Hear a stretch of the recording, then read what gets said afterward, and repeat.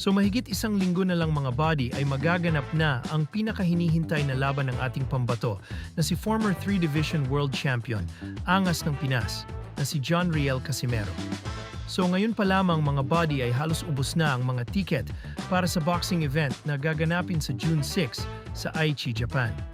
Isang magandang balita ngayon dahil alam naman natin na isa sa tampok ang laban ni Casimero at Luis Nery sa event na yan.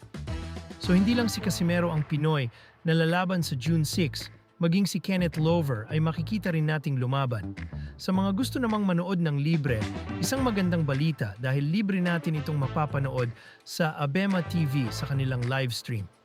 Bagamat lumalabas na underdog dito si Casimero, ay halos walang tiwala ang mga tumataya sa kanya dahil ngayon pa lamang kasi ay sobrang dami na ang tumataya sa iba't ibang betting website.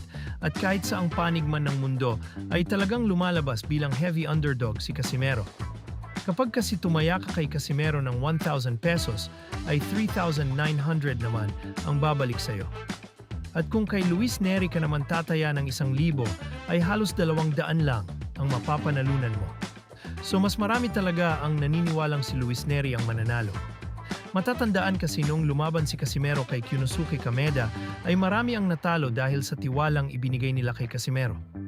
Ngayon pa man mga body ay ito ang naging basehan kaya takot na silang tumaya kay Casimero lalo't winasak na rin ni Nery si Kameda bago pa man makaharap ni Casimero si Kameda. Sa kabilang banda naman mga body, tila nahuli ngayong nakikipagkulitan si former 4 Division Champion na si Adrian Broner. So bago pa man mangyari ang video na yan ay kinakausap pa ni Broner ang babae at babayaran niya pa ito para lang bigyan siya ng ligaya. So hindi nga pumayag diyan ang babae kaya napahiya si Broner. Pero makalipas lang ang ilang oras ay dito naaktuhan si Broner na nakikipagbimbangan na pala hindi lang natin tiyak kung yung babae ay yung inalok niya.